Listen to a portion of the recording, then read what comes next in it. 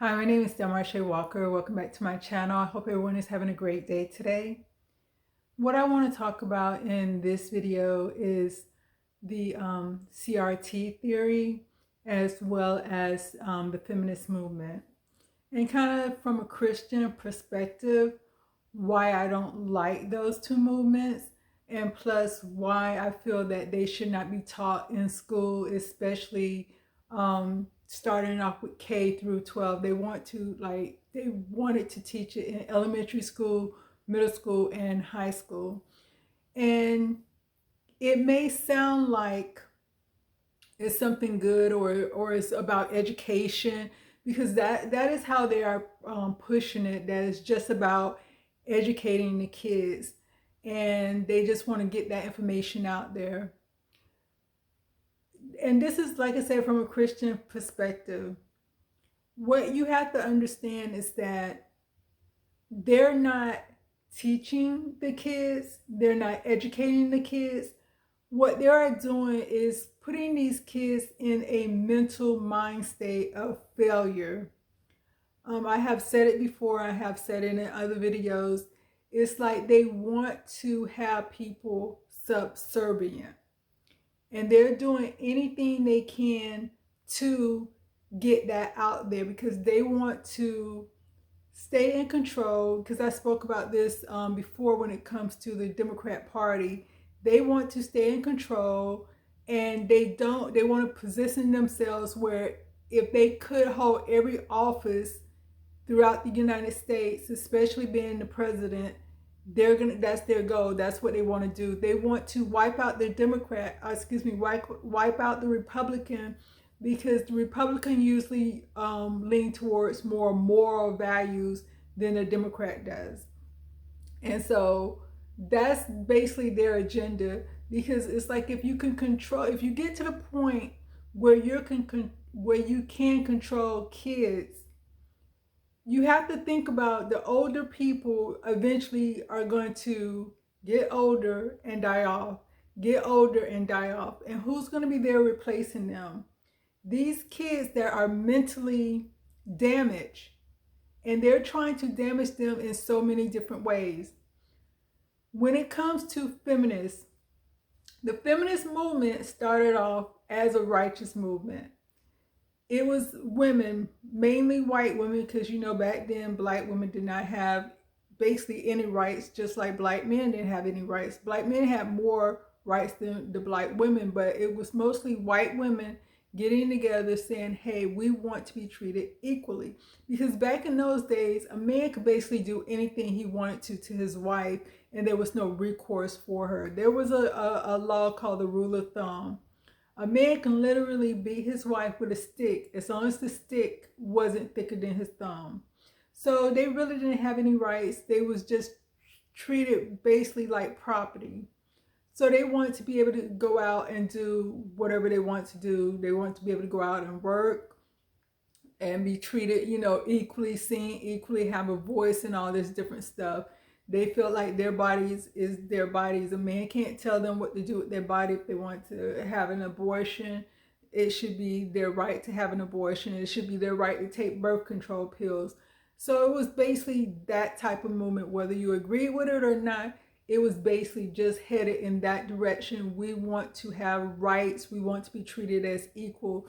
Because you had it where if a woman worked in the office, her boss could say, okay, I'm gonna fire you if you don't sleep with me. And there was really no recourse to that. It was just something that people knew was going on, almost like the in Hollywood with the casting couch. If you want this job, you're gonna have to sleep with this producer or sleep with this director.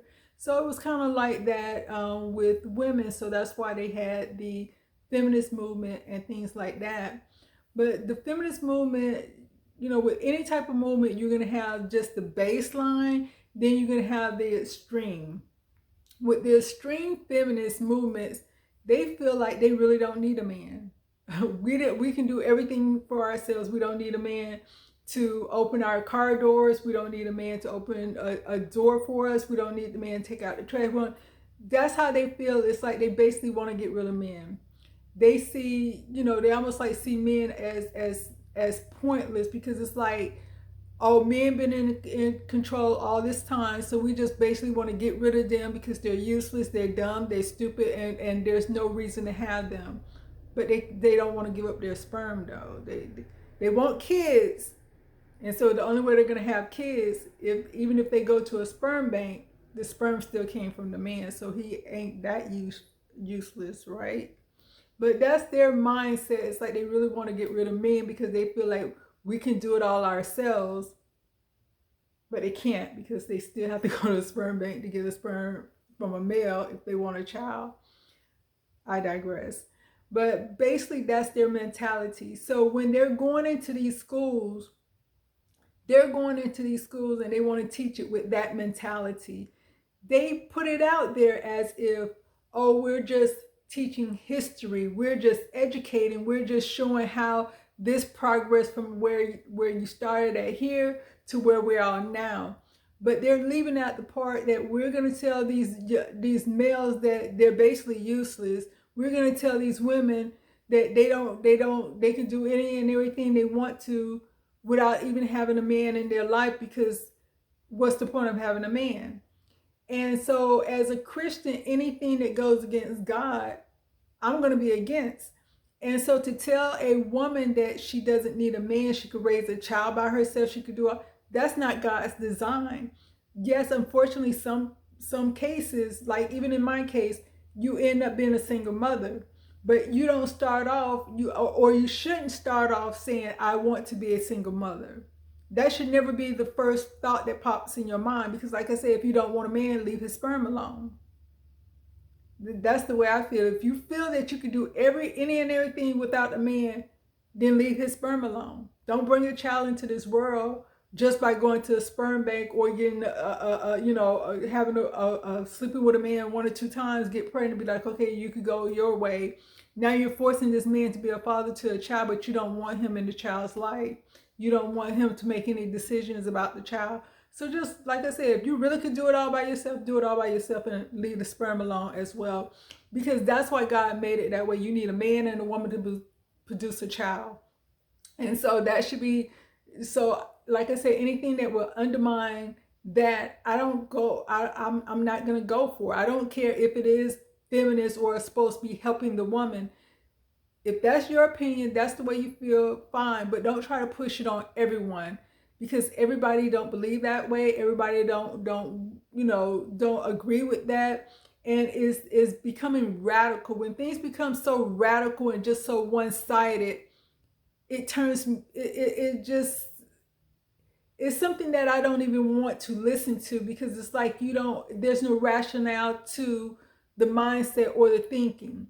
But that's one reason I don't like the feminist movement and that information. They're trying to put that information on kids by teaching it in the classroom. And like I said, these kids are so young, and they're trying to, I feel that's more of an adult situation that they're trying to put upon kids. And then the second thing with the CRT, the critical race theory. Okay, true enough that due to slavery, when slavery ended, there's a lot of things, even though we was free from slavery, there's a lot of rights we did not have. Certain neighborhoods Black people couldn't move into because it was like an all-white neighborhood. They didn't want them there.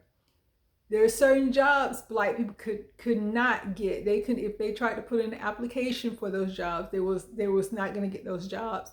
So there were certain laws put in place to allow them to be able to move into any neighborhood they wanted to get into, go to any school they wanted to go to, get any job that they qualified for. Because like if you was a company and you had X amount of employees, now that this law was in place, you had to hire X amount of Black people, and you had to have them spread out throughout the company in lower position, middle management, upper management, to uphold that law. So with the critical race theory, basically what they're saying is, or what they're trying to teach these kids, like I said, to damage them on a mental level, is say, hey, if you're a white person you're evil. These are all the evil things you did in the world.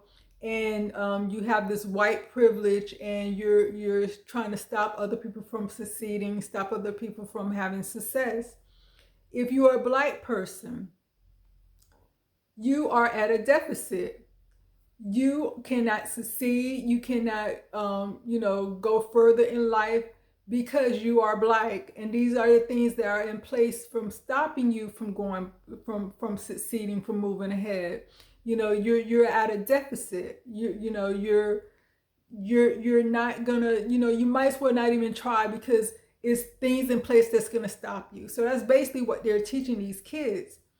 That's not a good thing, because there's power in your tongues, there's power in your words. And if you're telling white kids that they're just hateful, evil people, these kids don't understand that. And so they're gonna walk out feeling like, I shouldn't like this person because they're Black, and I'm evil, I'm this and I'm that. They're creating racial divide. They're creating racial situation. Because even if you look back in slavery, you would see a white and Black kid playing together because they needed a playmate for their child. So they'll go get a Black child that was their age, and they would be playing, no qualms about it, until they got older and they started instilling in them, oh, you shouldn't like this child because he is different. You shouldn't like this child because he's Black. That's what critical race theory is doing in these classrooms. That same slave plantation mentality, they're still trying to keep it alive and bring it into the classroom by looking at these Black kids. It's like I said, it's no different than when, as long as they was at a certain age, they could play together. But once they reached a certain age, the Black child had to go out there in the field and start picking cotton, and the white child had the privilege of being educated, being in the house and stuff like that, and their friendship had to end. That's how they're doing in these classrooms. So that's why I cannot stand the CRT. They're trying to make it seem like, oh, what we're doing is educating how we got from here to how we got from here. But like I said, in reality, they're not doing it. It's like the Trojan horse. They're sending this horse and it looks beautiful. It looks great. But you got to think about what's really deep inside. What are their main focus, their main goal? So if you fall for that horse, you're going to get destroyed. And the battlefield is the mind. The devil is trying to destroy the mind. So it's destroying the minds of the parent. And if they can't get to the parents, they're going to get to the kids. Because like I said, kids are very impressionable. You can't be with your child 24 hours a day, 7 days a week, 365 days out of the year. You can't. So you have to trust the people that you're entrusting your kids to, that they're going to do the right thing. And like I said, unfortunately, in the time that we're living in, the school's not even educating the kids anymore. They're trying to break these kids down to the point where they can't even think for themselves. They're putting all these adult burdens on them. They can't even be kids. They can't even enjoy life at such a young age because they're trying to burden them with adults, things that their mind can't even fathom. And why would you ever tell a child, like I said, at that young age, something that's going to click in their mind? You're not good enough to succeed. You can't succeed. So they're going to go through school figuring, why should I even try? Why should I even go for this? Why should I even do this? Because it's stuff in place to stop me. It's stuff in place to block me. So as a teacher is supposed to be in front of that class. If it's a white teacher, that white teacher is supposed to be just as energetic as teaching the Black child, as teaching the white child, as teaching the male student, as teaching the female student. There should be no gender. There should just be education. There should not, oh, I'm going to talk to this white child this way and talk to this Black child. No, educate the child. And you will see how far all of them get. How far the white child, the girl, the boy, the Black child. You will see how far they get because they're getting... you're feeding positivity in them. You're encouraging them to be better. You can't control the life they're living outside of your classroom, but as a teacher, you got that control where you can motivate them to be whatever they want to be in the world. And so sometimes the information you give them or what you're feeding them, the positive stuff you're feeding them in the class, can negate what they're going through at home, because now they're looking forward to, well, I know I'm not getting what I need at home. I can't wait to go to school. I can't wait to see my teacher. Now they got something to look forward to. They got hope. You're giving them hope every time they step into that classroom, because they might not be getting the attention, the affirmations that they're a good person, they're great. And that's what school is supposed to be about. That's part of educating a child. But they don't want to do this. They don't want to do that for these kids. And this is the other thing that I want to let you know, that it's all about the mind. If a person can or can't learn. Some of y'all might have heard the story about Helen Keller. She was blind, so you couldn't communicate with her visually. She was deaf, so you could not communicate with her audibly. So, and she couldn't talk because she never heard words, so she couldn't talk. So how would you communicate with a person like that? If they're blind, they're deaf, and they can't talk. So her family just looked at her as being deaf, blind, and dumb.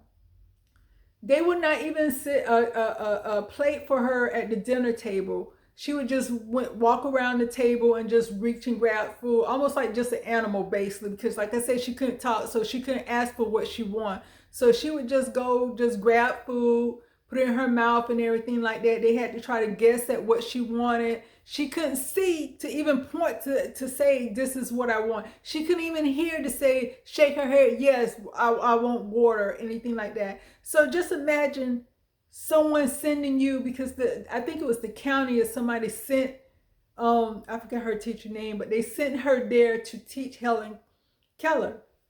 She could have easily looked at her and say, how can I teach a child that can't see, that can't hear, that can't talk? But because she was a teacher and she had a job to do, she did her job. And to make a long story short, Helen Keller not only learned how to talk, she learned how to read Braille, she learned how to sign language. She also ended up going to college. Why? Because of her teacher. And so if you have good teachers in the classroom to teach kids, regardless of if they are in a deficit, which being born black is not a deficit. So regardless of their background or their home life or anything like that, if you are a good teacher, you could be that teacher that put them to that elevate them to a level they never even thought about going to. But if you're sitting here saying, oh, I'm going to teach them about queer theory. Oh, I'm going to tell them that because you're white, you're evil. Because you're black, you're too dumb to learn. Oh, I'm just, I'm going to push my own agenda in there with them. Oh, I'm push my own feelings in there. No, that's not your job. Your job is to teach these kids, to encourage these kids. There's no black child in the classroom. There's no white child in the classroom. There's no girls in the classroom. There's no boys. They're just students. Your job as a teacher is to teach your students. And if the students are failing, then that means you're failing your job as a teacher. So you need to be audited as a teacher to see why your students aren't succeeding. Especially at basic level. We ain't talking about college students. We're talking about educating elementary school kids and stuff like that. If that's all you have to do. And then, I feel like they need to go back to the way school was about educating.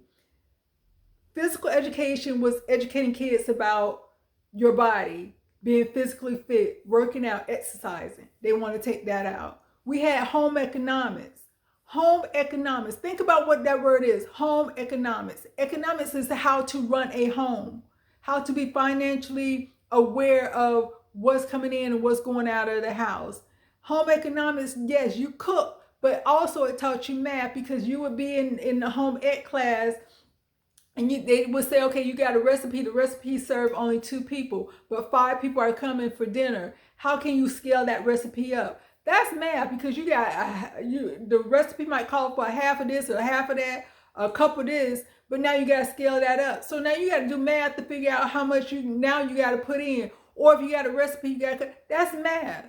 So home economics, like this feminist was like, oh no, that's about a woman being being barefoot and pregnant, just being in the house. No, it's running the house that can turn into running a business.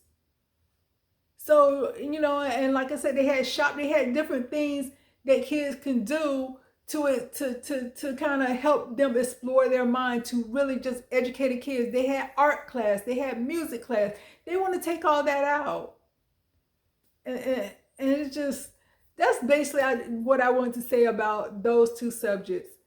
Anything that's going against what God wants, which is people who can think for themselves. Because like I said, God gives you a choice. And in order to make a choice, you need to have information so you can make an educated decision. But a lot of times they want to put all this stuff out there and they don't give you all the information. Oh, that's another thing I want to say, especially to Black people. A lot of times they push stuff out there and they want, it's a lot of things they're trying to push out there, and they trying to do it under the cover of Black people. Like I said earlier, the Trojan horse. We're the Trojan horse. It's a lot of issues that they're trying to get pushed through, but they're trying to do it under the cover of it's against Black people, because they feel like we're going to automatically, oh, y'all being racist, make sure we get this pushed through. Then by the time it get pushed through, be like, oh, where that came from? I didn't know that was a part of it. So that's why don't automatically get upset if you hear, well, Black people this and Black people this, or they don't want Black people. Find out the information. Okay, what is exactly what's going on? I want to hear both sides of the story. I want to know both theory, so I can make an informed decision if I agree or don't agree with it. Because just think about, for instance, I'm kind of give this as an example. Y'all probably seen these things about hair relaxers, how hair relaxers is causing cancer. Okay, just say, for instance, like I said, I'm using this as an example. Just say a white doctor said did a petition where he wanted relaxers canceled. He was like, I don't feel that Black women should use hair relaxers. And just say y'all didn't know the story about the cancer. And he was saying that. And so now you're going to hear this thing about, oh, how this white doctor going to tell a Black person how to wear their hair? Why is he out here want to sign petition to stop the relaxers and stuff? So what you have to think about, who's going to lose money from this? The hair relaxers company. So now they're pushing this false information out there that this white man is being prejudiced against Black people. And who you think they're going to use to push that information? Other Black people. So now you, as a Black person, seeing this Black person saying this white man is racist, you automatically agree with the Black person. Instead of finding out, well, why would this white man want to stop Black women from using hair relaxers? Let me look into this before I jump on the bandwagon.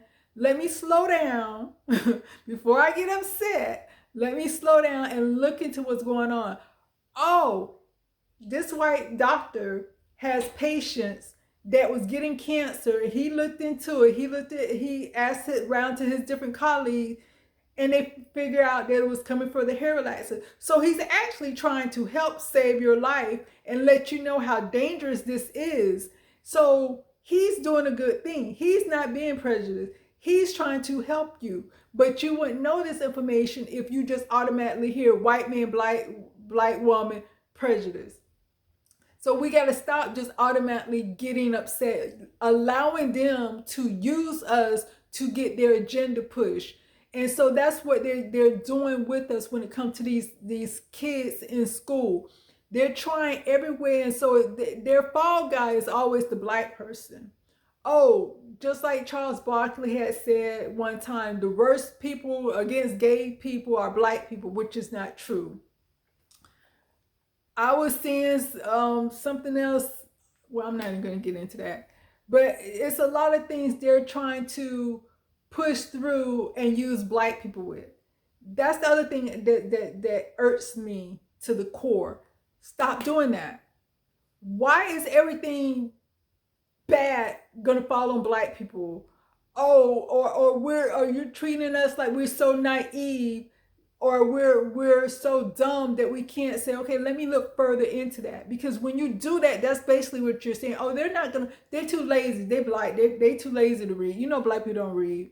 Oh, we just need to show a little snippet on the social media, and they're just gonna automatically run with that. Oh, we just put a black person out there in front of them and say, hey, you know, you can eat all the junk food you want to and still be healthy, because you know black people really don't want to exercise anyway. That's how they're treating us.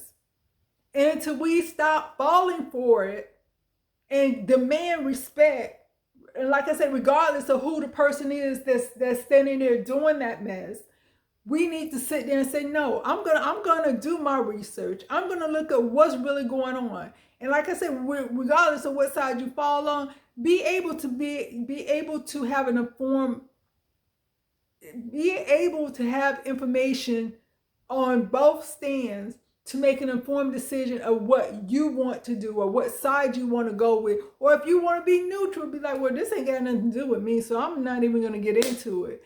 But don't be triggered when you hear black. Don't be triggered when you hear prejudice. Don't be triggered when you hear that. Understand they're trying to use you to get their agenda pushed.